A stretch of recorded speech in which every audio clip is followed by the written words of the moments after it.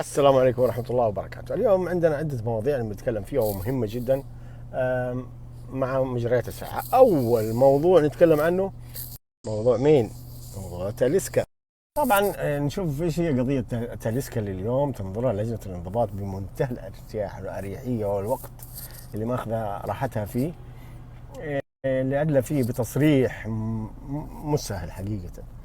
ويعني ما ادري ايش المواد، ما هي راكبه عليه ولا المواد لسه صعبه انها تركب عليه، ولا يعني ينظرون اي هل ياخذ اسبوع زي غيره او كم يوم، ولا ياخذ شهر، ولا نشوف. نحاول شيء نسمع التصريح اللي ادلى فيه تاليسكا بعدين نحكم هل ياخذ وقت طويل ولا يحسم الامر سريعا.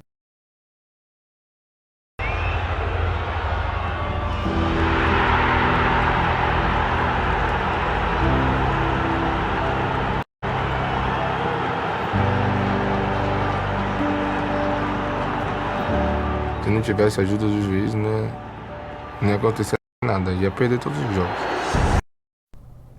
طبعا سمعنا التصريح اللي قاله تاليسكا، وكان فيه كلام خطير واتهام مباشر.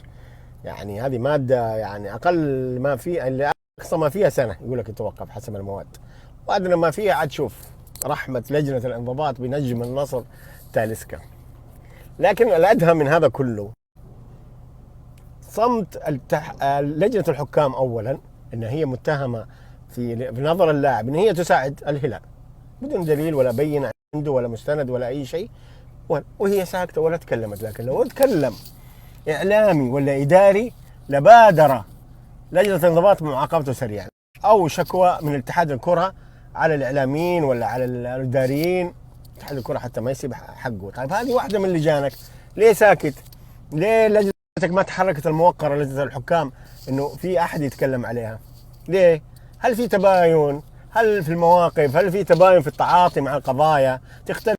السؤال الاهم في هذا الموضوع، هل النادي يدخل ضمن العقوبه لو اصدرتها لجنه الانضباط على اللاعب بحكم ان النادي هو من اجاز للشركه ان هي تطلع هذا الموضوع في احدى المنصات؟ الشركه المنتجه طبعا هي ما لها ذنب، هي واحد صورت وقالت. لكن النادي هل يعاقب ايضا؟ سؤال بسيط جدا، بس اتمنى يكون بسيط كمان عند لجنه الانضباط. شكرا.